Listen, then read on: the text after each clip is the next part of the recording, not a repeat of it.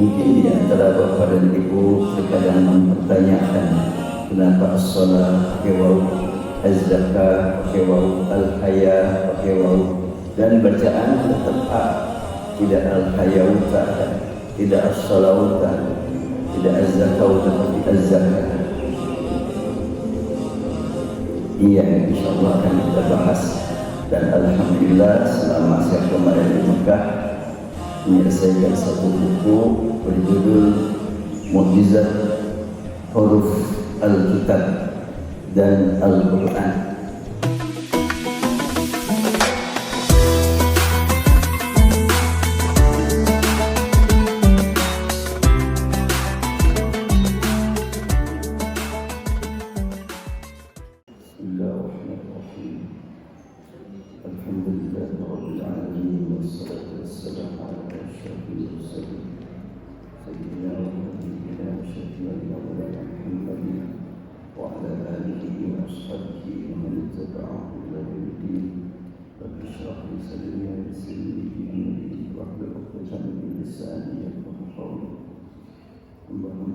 Assalamualaikum warahmatullahi wabarakatuh.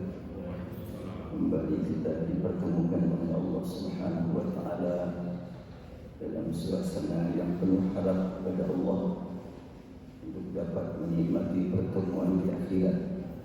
Setelahnya kita bertemu di rumah Allah di muka bumi, kita berharap bertemu dengan Allah langsung di akhirat. Dan Allah sudah menjanjikan فَمَنْ كَانَ يَرْجُو لِقَاءَ رَبِّهِ فَلْيَعْمَلْ عَمَلًا صَالِحًا وَلَا يُشْرِكْ بِعِبَادَةِ أَحَدًا. Siapa yang berharap bertemu dengan Rabb, silakan berbanyak amal saleh dan jaga amal saleh tersebut jangan sampai ternodai, terkotori oleh keyakinan yang menyimpang. Demikian nyatakan dalam surat Al-Kahfi. Insyaallah kita akan berupaya meningkatkan komunikasi kita dengan Al-Quran. Untuk pertemuan subuh pada hari ini insyaallah kita akan menggali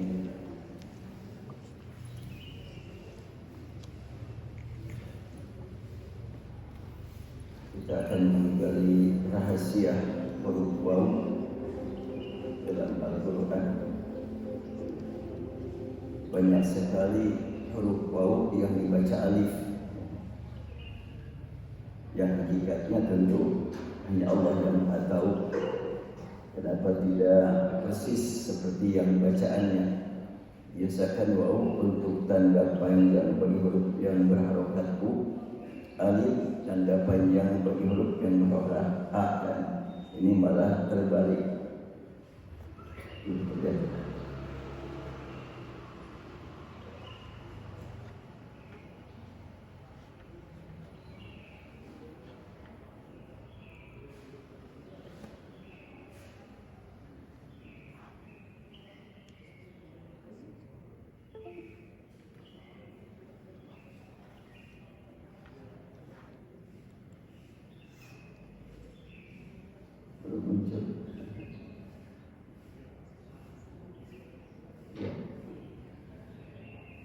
Mungkin di antara bapak dan ibu terkadang mempertanyakan kenapa as-shalah pakai waw, az-zakah pakai waw, al-haya pakai waw, dan bacaan tetap a, tidak al-hayauta, tidak as-salawta, tidak az-zakauta, tapi az-zakah. Iya, insyaallah akan kita bahas. Dan alhamdulillah selama saya kemarin di Mekah menyelesaikan satu buku berjudul Mukjizat Huruf Alkitab dan Al-Quran. Yang dimaksud mukjizat huruf Alkitab adalah Dzalikal Kitab, yaitu tulisan Al-Quran. Tulisan wahyu disebut Alkitab, bacaan wahyu disebut Al-Quran, turun tanzil, diingat, zikir, memisahkan hak dan batil, itulah Al-Furqan. Ada 5 nama untuk wahyu yang diturunkan kepada Nabi akhir zaman. Al-Quran ini yang paling terkenal dan yang paling populer dan yang paling sering disebut karena memang bacaan terdengar terus-menerus. Quran artinya bacaan. Dengan Alkitab artinya tulisan. tulisan wahyu terpelihara dan tidak selalu sesuai dengan yang dipahami oleh orang Arab. Artinya ada yang dipahami, ada yang diyakini. Ini sudah muncul ya, itu belum. Ya, alhamdulillah sekarang sudah dibagi-bagikan e-book, jumlahnya mencapai 33 buku. Dan ini bisa ambil sekarang juga, bisa dibagi-bagikan. Alhamdulillah sudah tersebar. Dan untuk yang pagi hari ini akan kita bahas yang pertama. Ini judulnya adalah Mukjizat Huruf Alkitab dan Al-Quran. Ini yang sudah tersebar ada 33. InsyaAllah kita bahas huruf waw pada lafaz az-zakah. Tetap bacaannya az-zakah, tidak az-zakaw, ya. Allah Subhanahu wa taala berfirman, wa aqimus salata wa atuz zakata warka'u ma'ar raki'in. Wa aqimus salat, sudah jelas semuanya kita membaca as-salat walaupun pakai waw. Demikian juga az-zakah. Ada apa di balik tulisan az-zakah pakai waw? Bacaannya tetap alif dan terulang sampai 26 kali. Masih ingat tulisan huruf untuk lafaz as-shalah pakai waw juga. Tapi terkadang untuk shalah ada yang pakai waw, ada yang pakai alif. Untuk as-shalah, aqimus salata itu pakai waw, yuqimuna salata pakai waw. Tetapi kullun qad 'alima salatahu itu pakai alif. Alladzina fi salatil khashi'un itu pakai alif. As-salatu kata'mur itu pakai waw. Sangat beragam untuk salat, tapi untuk az-zakah semuanya pakai waw. Ya lagi cuma satu.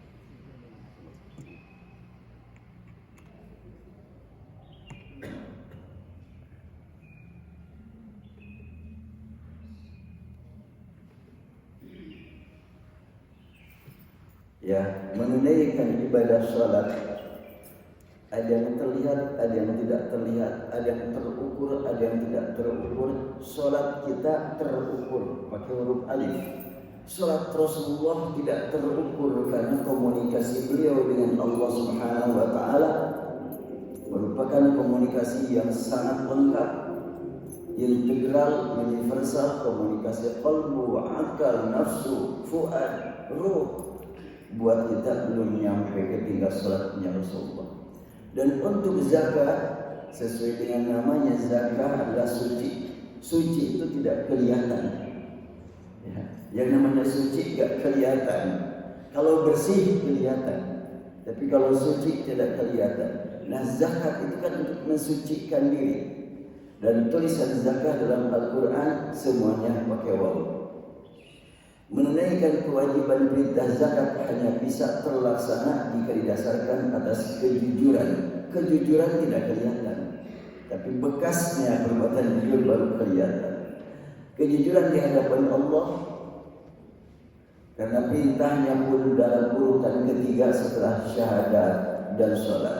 Artinya kesucian hanya dapat dicapai dengan kejujuran. Suci dan jujur itu tidak terjangkau dengan akal dan tiada yang mengetahui hakikatnya selain Allah Subhanahu wa taala.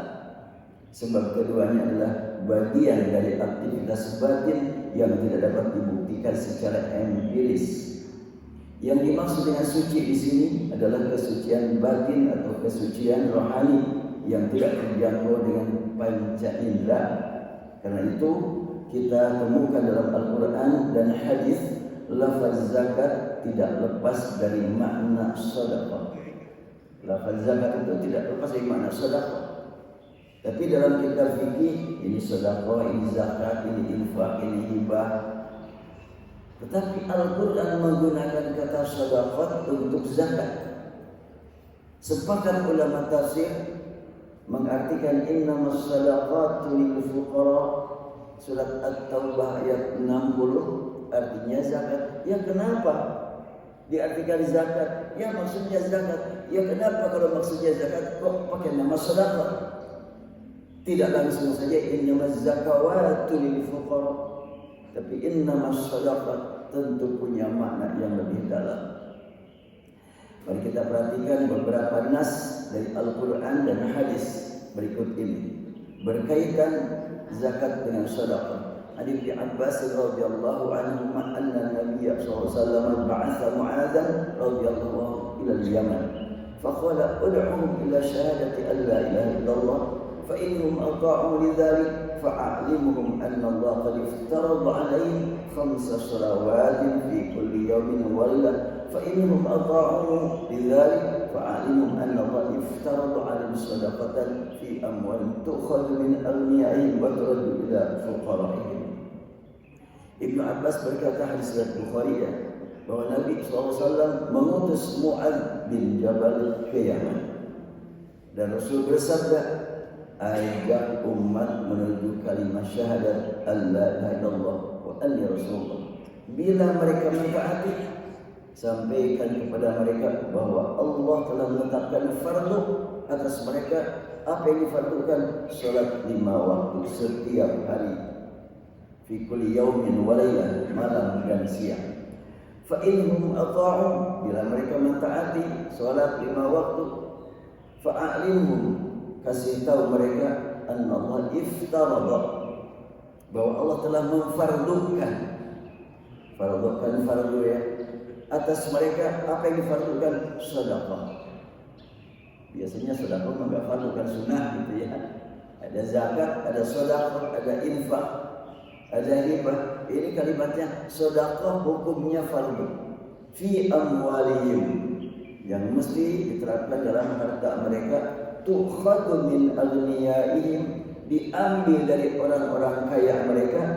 Wa turaddu ala fuqaraihim, dan disalurkan kepada orang-orang fakir dari mereka, artinya sesama muslim. Jadi kalau zakat yang disebut dengan sedekah di sini adalah untuk dibagikan kepada fuqara yang beragama Islam. Itu zakat.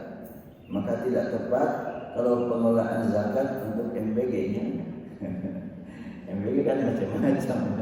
Zakat itulah untuk fuqara muslim, atau zakat dibagikan kepada seluruh bangsa Indonesia. Enggak. Untuk seluruh bangsa, bukan dari zakat yang difardukan tadi, itu mah dari yang lainnya, seperti umpamanya kurban atau kifarat. Kifarat juga untuk fuqara, atau umpamanya ya infak yang lain.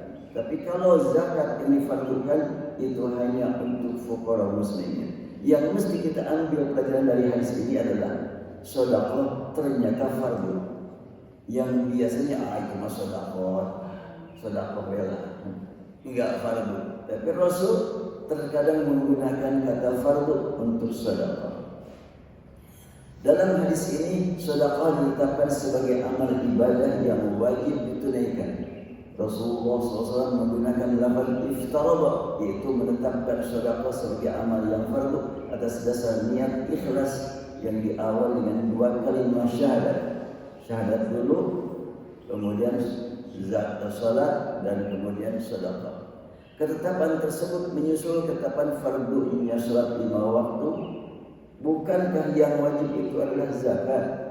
Sedekah yang wajib biasa disebut zakat. Mengapa menggunakan lafaz sedekah? Inilah jawaban dari pertanyaan awal. Mengapa lafaz zakah pakai waw? Belum jelasnya. Ditulis tidak seperti biasanya, tidak seperti bacaannya. Kalau bacaan zakat pakai alif, tapi di sini pakai waw. Saya sengaja mengangkat masalah ini, dan ini khusus buku ini 400 halaman khusus membahas tentang huruf yang dibaca dengan bacaan yang berbeda. Waw dibaca alif, ada alif yang tidak dibaca, ada bacaan yang tidak ada alifnya. Ini yang saya bahas dalam buku ini. Karena yang dimaksud dengan zakat kesucian itu adalah sedekah, yaitu jujur. Arti sedekah itu sendiri adalah sidqun, jujur. Seperti halnya sholat 5 waktu, kan sholat pakai waw juga. Praktik sholat melibatkan gerakan fisik dan non-fisik. Demikian pula zakat. Amal ibadah zakat tidak akan mencapai sasaran tanpa melibatkan amal fisik dan non-fisik.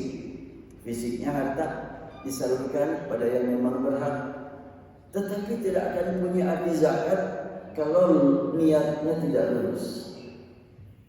Dan tidak mustahil ada orang yang bagi-bagi harta. Ketika ditanya, oh baik sekali kamu bagi-bagi harta, iyalah buat apa lagi harta banyak. Bahkan ada orang yang hartanya berlimpah dan dia terjun ke politik. Ketika ditanya, kenapa kamu harta sudah begitu banyak kok terjun ke politik? Itulah, harta saya itu banyak tapi orang kan tidak tahu kalau saya punya harta banyak. Jadi orang tidak menghormati saya. Jadi ada ingin kehormatan dari manusia. Padahal harta itu titipan amanat dari Allah. Biar Allah yang mengangkat derajat dia, bukan manusia. Yang akhirnya ya semoga menjadi perbaikan buat beliau setelah dia terjun ke politik, malah pindah dari kantor politis ke Sukamiskin. Saya bertemu dengan beliau di Sukamiskin saat saya ngisi pengajian subuh di penjara Sukamiskin. Pada umumnya pembahasan perintah zakat lebih sering berhubungan dengan harta, ukuran harta, kapan waktunya, kepada siapa diserahkannya. Itu adalah harta yang terukur. Tentu semua itu sangat penting, namun tidak kalah pentingnya adalah amal non-fisik, yaitu kejujuran. Berapa banyak harta milik para mustahik yang masih ada pada diri orang kaya yang mesti segera disalurkan. Kalimat Al-Quran, innamas sadaqatu lil fuqara. Harta yang disedekahkan itu milik orang fakir. Kalau tidak diberikan kepada mereka lalu dimakan oleh orang kaya, berarti memakan hak orang lain. Kalimatnya lil fuqara. Menunaikan perintah ibadah zakat tidak akan mencapai hakikat yang diharapkan kalau hanya dengan menyalurkan sebagian harta. Akan tetapi hendaklah diperhatikan berbagai hal sebagaimana dipahami dari teks Al-Quran, Al-Kitab dan Sunnah Rasulullah SAW. Mulai kita perhatikan kalimat innamas sadaqat. Sidqun artinya jujur. Dalam surah At-Taubah ayat 60 ditemukan kata zakat dalam lafaz as-sadaqat, bermakna jujur. Sebab dengan izin Allah banyak orang yang mengkaji ayat ini serta menjadikan sebagai dasar utama untuk pembahasan mustahik zakat. Mustahik zakat, tapi sedekah kok ayatnya enggak diubah-ubah. Innamas sadaqatu, tidak innamas zakawatu. Ada apa di balik itu? Sebahagian dari mereka ada yang mengatakan bahwa zakat itu hendaklah dibagikan kepada 8 asnaf sesuai dengan ayatnya. Fuqara, masakin, amilin, mu'allaf qulubuhum, al-riqab, al-gharimin, fi sabilillah sabil. Ada 8. Apakah yang dimaksud di 8 kelompok itu harus dibagi data per 8 masing-masing kelompok? Ada yang memahami demikian. Sekiranya hal itu dibiarkan, tercapai enggak maqasid syariah, sasaran diturunkannya syariat. Yang penting kita bahas, kita perhatikan. Jadi sebab mereka memahami bahwa bagi masing-masing mendapat 12,5%. Apakah pemahaman ini dapat dibenarkan dan sesuai dengan maqasid syariah, tujuan diturunkannya syariat? Apabila satu lembaga zakat mendapat titipan sebanyak 800 juta rupiah dengan mustahik masyarakat miskin berjumlah 1.000 orang, sementara tenaga amilin zakat berjumlah 10 orang, apakah orang miskin akan mendapatkan 100 juta per 1.000? Sedangkan masa masing-masing sehingga masing-masing mendapatkan 100.000, sedangkan tenaga amilin akan mendapat 100 juta per 10. Masing-masing mendapatkan 10 juta rupiah. Nah, ini enggak mencapai sasaran utama kalau begitu. Dan itu ada yang memahami seperti itu. Sehingga ada satu lembaga zakat menjadi lapangan kerja, bahkan meninggalkan pekerjaan lama. Ini saya langsung komunikasi dengan pimpinannya, waktu itu udah lama. Seorang direktur bank syariah menyampaikan laporan kepada saya, salah seorang bawahan saya yang sudah mendapatkan posisi penting, gajinya baru naik, tiba-tiba dia mengundurkan diri. Ketika ditanya, mau kemana kamu? Saya dapat lamaran dari lembaga zakat.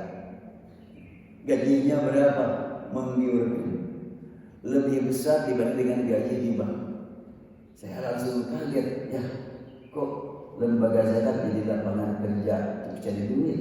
Padahal lembaga zakat itulah lapangan amal, melayani umat, menyalurkan harta.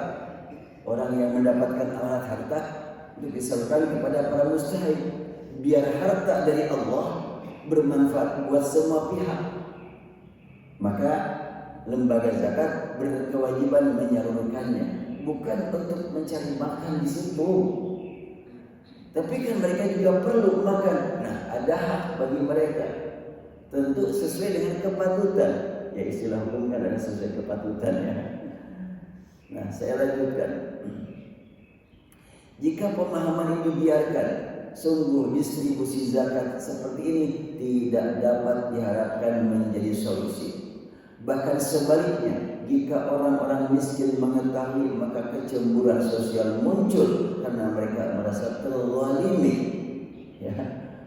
Kalimat Al-Quran lil fuqara paling dulu, wal masakin amilin pihak yang ketiga. Kalau urutan itu ditetapkan sebagai prioritas, maka tentunya perhatikan fuqara berapa jumlahnya, masakin berapa jumlahnya, amilin berapa jumlahnya. Dibagi-bagi sesuai kepatutan, sesuai dengan kerja mereka. Dalam sehari berapa jam kerja, ukurlah pekerjaan mereka supaya mereka betul-betul serius melayani umat. Tapi ada yang memahami begitu, sehingga kalau umpamanya ada 8M, 1M untuk amilin, apa saja disalurkan untuk amilin itu, termasuk untuk alat-alat, untuk promosi, untuk informasi, kemudian aminnya itu sendiri gajinya sangat besar, luar biasa. Ini sangat khawatir kalau seperti ini. Pemahaman seperti ini jelas bertentangan dengan maqasid syariat, yaitu sasaran diturunkannya syariat. Jadi apa yang mesti kita lakukan? Untuk menjawab pertanyaan ini, mari kita lakukan studi analisis ayat di atas dengan memperhatikan formulasi kata, susunan huruf, susunan kalimat, dan seterusnya.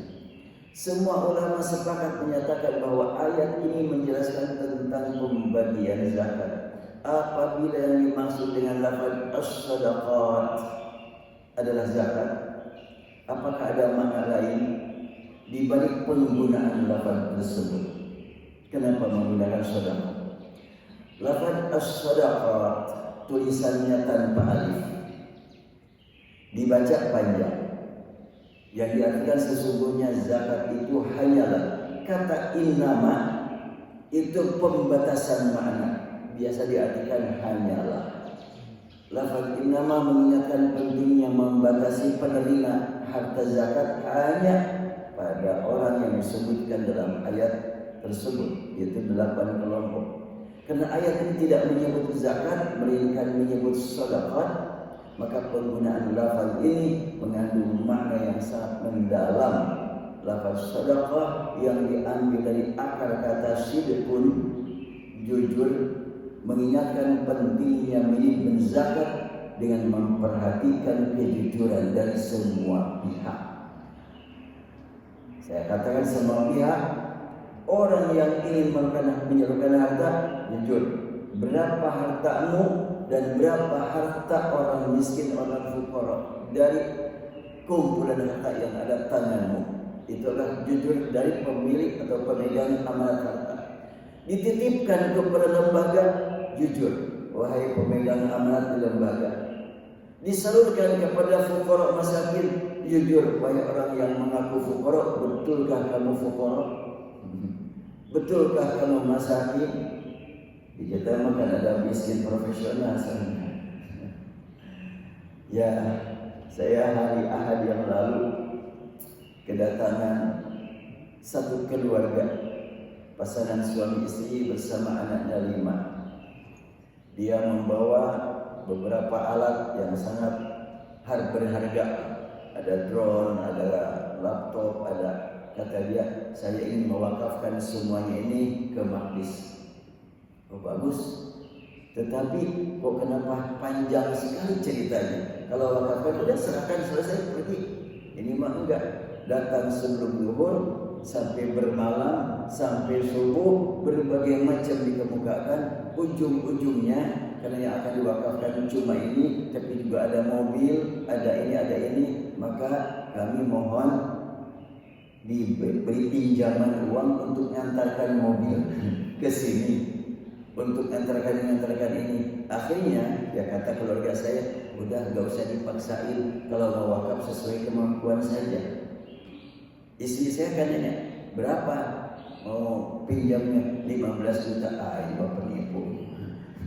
Akhirnya enggak dikasih. Setelah dinyatakan kami enggak akan ngasih karena ini perlu aturan, perlu ke lembaga. Akhirnya yang sudah disimpan itu beberapa barang diambil lagi, udah pulang.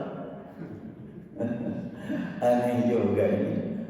Nampaknya dia mungkin sudah pernah berhasil mengunjungi lembaga-lembaga besar, diperlihatkan yang akan diwakafkan, ternyata enggak. Cuma untuk mendapatkan uang saja sudah pulang. Ya Allah, kejujurannya di mana?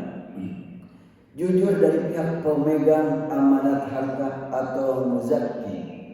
Seberapa jumlah harta yang mesti dikeluarkan untuk mustahik atau pemilik hak, yaitu fakir, miskin, amilin dan seterusnya. Jujur dari pihak penerima atau mustahik, apakah dia termasuk mustahik dengan status sebagai orang fakir, miskin, amil dan seterusnya. Kata amil itu betul-betul aktivitasnya ngurus zakat, mengingatkan orang yang memegang harta banyak, jangan sampai dikhianati. Ya muncul lagi nih. Ya. Jadi jujur dari semua pihak. Apabila bukan mustahik namun mau menerima juga, maka dia telah mengambil harta haram karena dia bukan haknya. Jujur dari pihak penerima titipan untuk para mustahik, yaitu lembaga amil zakat, dan mengetahui dengan tepat siapa yang berhak menerima zakat. Jangan sampai salah peruntukan atau salah distribusi, dan dia harus jujur hanya bertugas untuk menyalurkan sesuai sasaran diturunkannya atau syariat yang disebut maqasid syariah. Apalagi jujur dalam menentukan jumlah yang dibagikan kepada para mustahik zakat dengan memperhatikan prioritas dan asas kepatutan yang sangat bermanfaat bagi kepentingan umat secara menyeluruh. Jujur itu diawali dengan kalimat innamas shadaqat, berarti kejujuran dari semua pihak. Apalagi jujur bahwa lembaga amil zakat bukan lembaga bisnis atau lapangan mencari nafkah, melainkan lembaga pelayanan yang membantu para muzaki untuk menyalurkan hartanya dengan tepat sasaran. Demikian pula sebagai satu lembaga sangat perhatian kepada kinerja masing-masing petugas agar mereka melaksanakan kewajiban dengan benar dan serius sebagai pelayan bagi umat. Nah sekarang hubungan antara sedekah, zakat dan infak. Kenapa disebut zakat? Untuk kesucian. Kenapa disebut sedekah? Agar jujur. Kenapa disebut infak? Agar disalurkan dengan tepat. Apalagi, jadi kalau infak, sedekah dan zakat itu sebetulnya satu kesatuan. Makanya dalam Al-Quran, infak meliputi makna sedekah dan zakat. Sedekah meliputi zakat dan infak. Dan zakat lebih luas lagi. Qad aflaha man tazakka. Sungguh sukses orang yang memang berzakat. Jadi satu kesatuan. Oleh itu dalam Al-Quran Tidak ada bab zakat, bab sedekah, bab infak. Tapi surat Al-Baqarah menyebutkan ya ayyuhalladzina amanu anfiqu, wahai orang yang beriman, infakkan oleh kamu. Anfiqu mimma razaqnakum min ya ayyuhalladzina amanu anfiqu min thayyibati ma kasabtum. Infakkan dari hasil kerjamu dan dari pertanianmu, itu biasa disebut zakat. Tapi kenapa bahasanya anfiqu? Iya, zakat itu disalurkan, diinfakkan zakat itu. Jadi kalau begitu infakkan artinya salurkan atas kejujuran, atas sedekah untuk meraih zakat. Infakkan hartamu atas dasar sedekah untuk meraih zakat. Artinya salurkan hartamu atas dasar kejujuran hingga kamu mencapai kesucian. Atau zakatlah kamu dengan hartamu atas dasar sedekah dengan infak. Artinya apa? Bersihkan dirimu. Ya, zakat itu kan bersihkan. Sucikan dirimu, zakati dirimu atas dasar sedekah dengan cara infak. Artinya salur dengan cara menyalurkan harta. Ya, ini adalah sekilas makna tentang sedekah. Saya ini tidak muncul lagi. Tadi ada. Dan buku ini ditulis atas dasar karena memang ada satu buku karya ulama membahas tentang huruf-huruf yang berbeda bacaannya, tapi tidak sampai rinci-rinci keterangannya. Hanya sekedar global saja. As-shalah pakai wawu, az-zakah pakai wawu, al-hayah pakai wawu, hanya menyebutkan ini adalah lil azamah, untuk mengagungkan. Cuma seperti itu.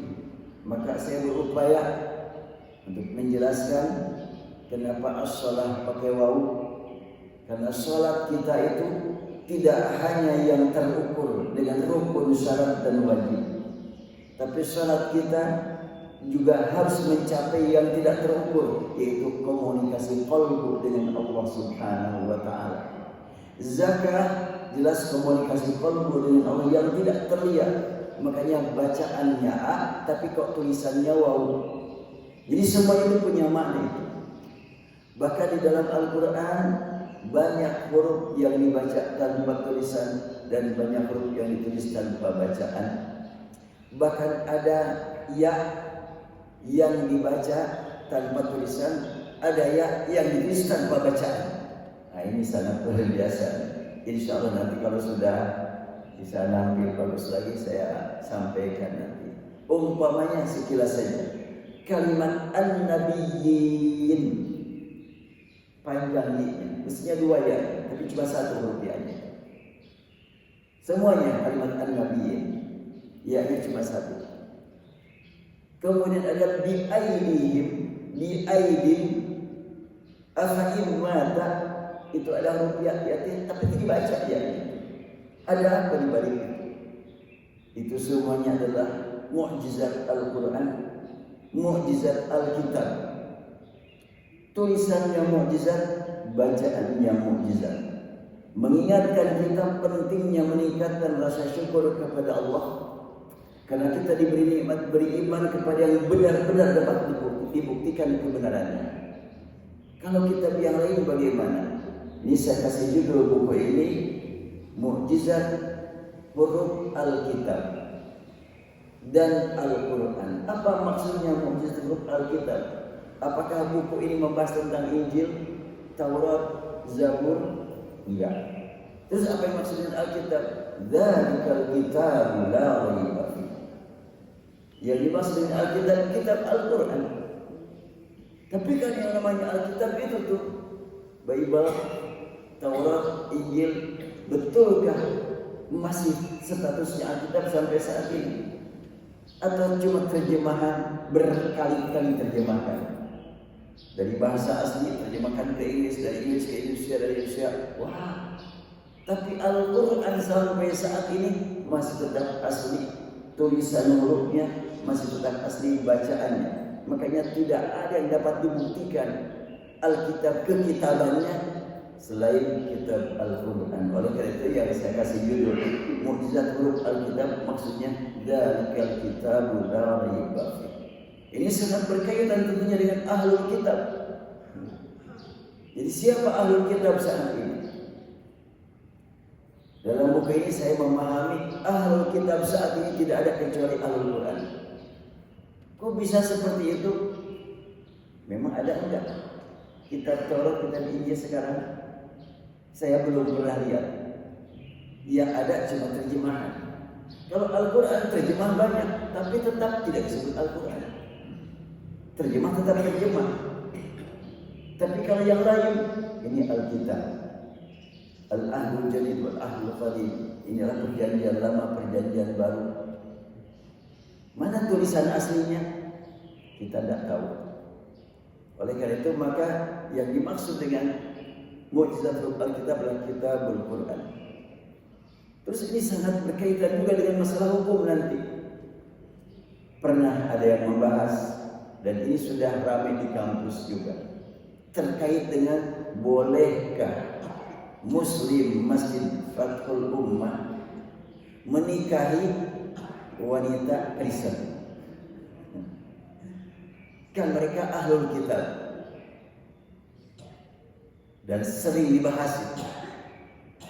Kita mempertanyakan yang dimaksud dengan Ahlul Kitab zaman Rasul yang dibolehkan nikah atau yang dibolehkan untuk dinikahi Muslim, itu Ahlul Kitab yang bagaimana?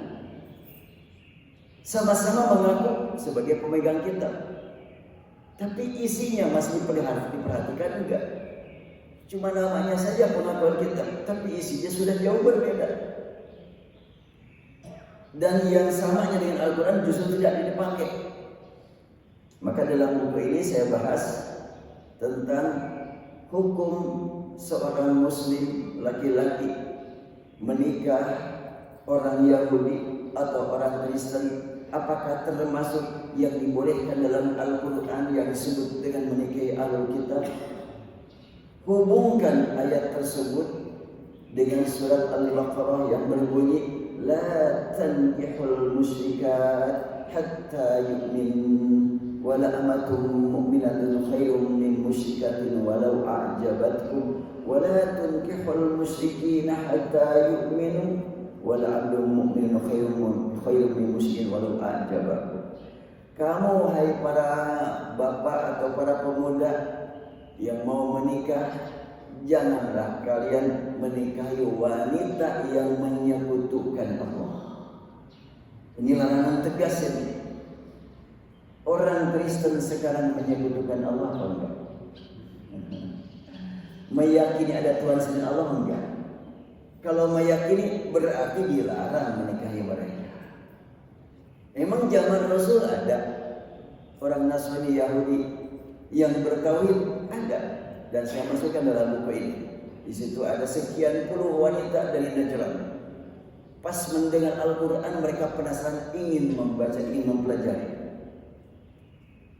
Abdullah bin Salam adalah dari Yahudi, masuk Islam. Tamim Ad-Dari dari Nasrani masuk Islam. Ada wanita-wanitanya yang ikut suaminya masuk Islam.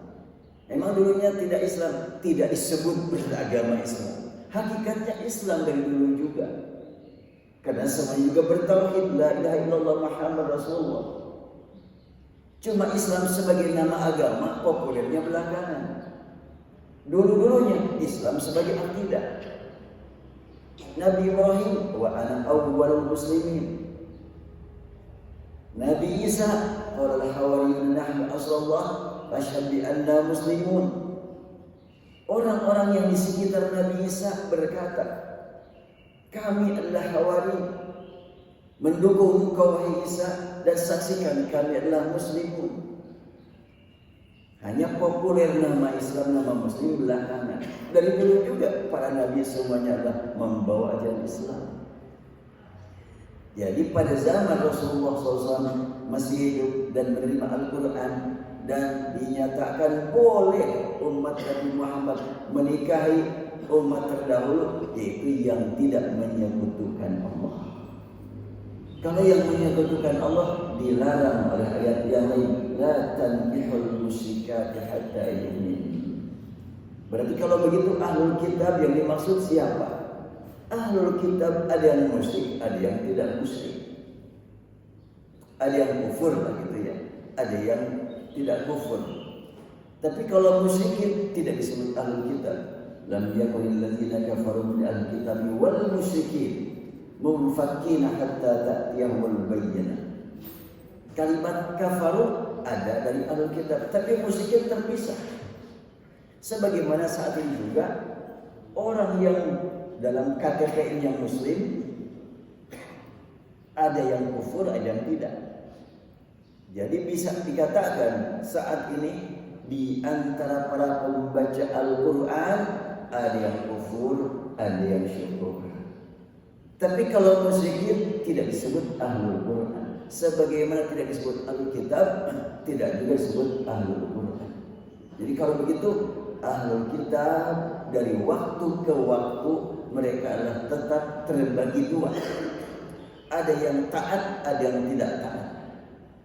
Tapi dua-duanya mengakui la ilaha illallah. Dan dalam hadis yang paling populer, taftariqu ummati, terpecah umatku, setelahnya terpecah orang Yahudi, orang Nasrani terpecah, dan umatku juga terpecah. Itulah yang pemegang kitab. Terpecah menjadi berapa kelompok? Oh, banyak. Yang disebut dengan 71, 72, 73. Dan Rasul menegaskan semuanya finnar illa billah wahidah. Semuanya masuk neraka kecuali yang berpegang dengan millah wahidah. Apa itu millah? Nabi menjawab, ma ana alaihi wa ashabi. Millah adalah pegangan aku dan pegangan sahabatku. Apa yang dimaksud dengan millah yang dipegang oleh Rasulullah, yang dipegang oleh sahabat Rasulullah? Al-Quran menyebutkan ittabi' millata Ibrahim hanifa. Ikuti millah Ibrahim. Berarti Ibrahim kemudian Ismail, Ishak terus sampai ke bawah, millahnya satu. Semua nabi satu millah. Apa itu millah? Keyakinan tiada Tuhan selain Allah dibuktikan dalam amal, dibuktikan dalam ucapan. Makanya wattabi' millata tsumma awhayna ilaika an tattabi' millata Ibrahim hanifa wa ma kana minal musyrikin. Itu dalam surat An-Nahl. Kami wahyukan kepada engkau ya Muhammad, ikuti millah Ibrahim. Dia bukan orang musyrik, berarti pemegang millah yang benar tidak menyekutukan Allah. Itu utamanya. Bagaimana praktik berpegang dengan millah yang satu ini? Rasul menegaskan, terpecah umat terdahulu sekian banyak, terpecah umatmu sekian banyak, semuanya celaka kecuali al-jamaah. Apa al-jamaah? Kehidupan berjamaah, bukan nama jamaah. Kalau nama jamaah pasti selamat, udah rame-rame bikin jamaah aja semuanya. Bukan itu yang dimaksud. Rasul menegaskan taftariqu ummati ala fintain wa sabina firqah. Terpecah menjadi sekian banyak pecahan. Semuanya celaka kecuali yang berjamaah. Kalau yang berjamaah berarti sekian banyak kelompok hidupnya berjamaah selamat. Kelompoknya banyak hidupnya berjamaah selamat. Yang siapa yang berjamaah itu? Yang akidahnya tauhid, millah wahidah. Umumnya orang mengkaji hadis ini menjelaskan tentang perpecahan yang terancam dengan neraka. Saya berbalik. Hadis ini menjelaskan kepada kita harapan masuk surga, apapun kelompoknya, apapun golongannya.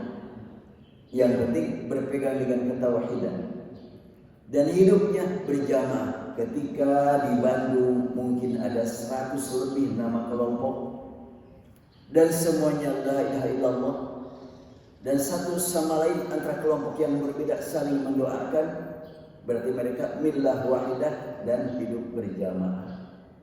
Jadi nanti bapak-bapak dan ibu-ibu yang di Persis masuk surga bertemu dengan orang NU di surga, kira-kira gitu kan. Karena di Persisnya millah wahidah dan berjamaah, di NU-nya juga millah wahidah dan berjamaah. Ketemu juga di surga, ada orang Salafi, ada orang Hizbut Tahrir gitu, ada jamaah tabligh. Karena memang mereka semuanya millah wahidah dan mereka hidup berjamaah. Ketika masuk sholat Jumat di Masjid Fathul Ummah, oh inilah terbelakangnya Persis, ini Muhammadiyah, ini NU, ini Salafi. Alhamdulillah, berarti berjamaah. Saat sholat berjamaah, saat berdoa untuk semua pihak yang bertauhid, kita doakan Assalamualaikum wa ala ibadillahis shalihin.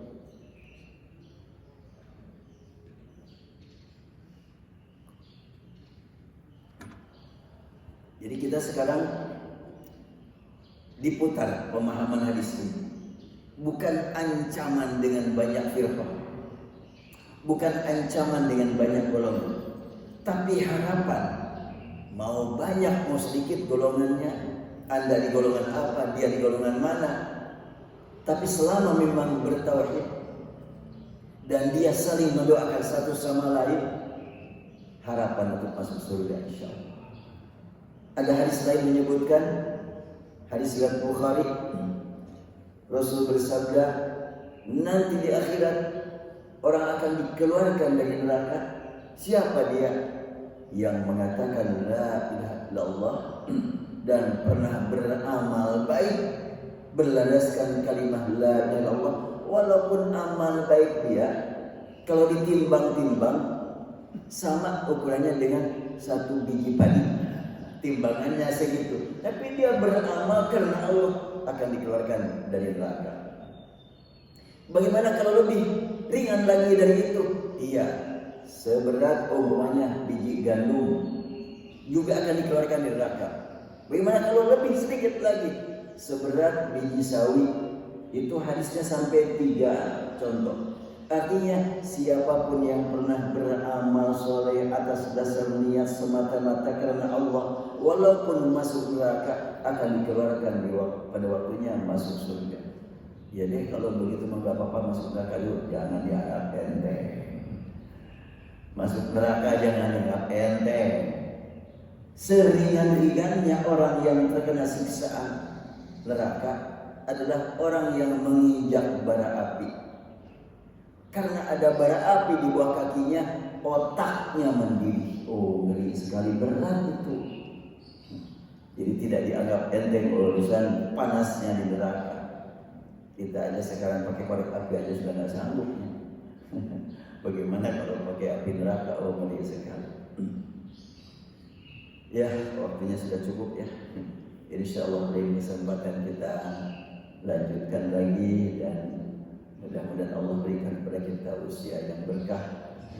Dan sekilas oleh haji kemarin banyak yang bertanya bagaimana sekarang lebih baik. Dalam beberapa hal haji sekarang lebih baik, bahkan terutama dibandingkan dengan tahun 2025. 2025 kekacauannya luar biasa.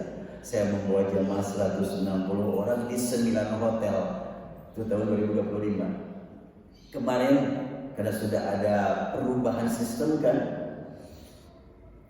yang daftar ke Makdis itu lebih dari 160, bahkan mungkin mencapai 200-an. Tapi yang berangkat kemarin cuma 118. Karena kan dipangkas, ya akibat memang belum mencukupi waktu. Jadi tahun ini ada yang berkurang drastis, ada yang bertambah.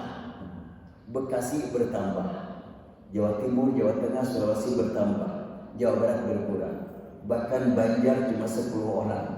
Cianjur yang biasa 800 orang memberangkatkan tahun kemarin, tahun ini cuma 57 orang. Bandung masih mendingan. Saya sendiri ya membawa 118 orang dan hanya sendiri membimbing 3 rombongan, 3 bis. Tapi alhamdulillah dengan kemajuan teknologi, sewaktu saya tawaf bersama semuanya jamaah menggunakan Makdis Connect, yaitu sudah dibikin di kantor, Maka semuanya jamaah saya anjurkan bawa handset masing-masing, HP masing-masing.